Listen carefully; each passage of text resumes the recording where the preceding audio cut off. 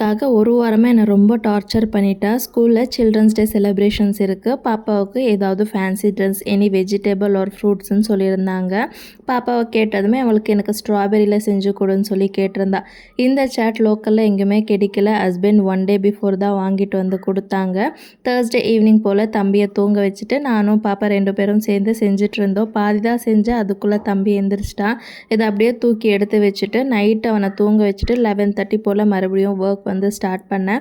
இந்த மாதிரி craft work பண்ணுறதுக்கு எனக்கு ரொம்ப பிடிக்கும். உங்களுக்கு பிடிக்குமா இல்லையான்னு கமெண்ட் பண்ணுங்கள்.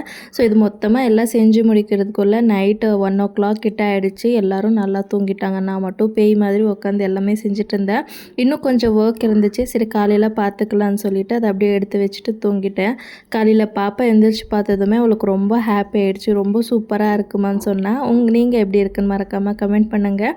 அவளும் போட்டு பார்த்துட்டு நல்லா இருக்குன்னு சொல்லிட்டு ஸ்கூலுக்கு வந்து கிளம்பிட்டா. வீடியோ பிடிச்ச லைக் பண்ணிவிட்டு சேனலை சப்ஸ்கிரைப் பண்ணிக்கோங்க.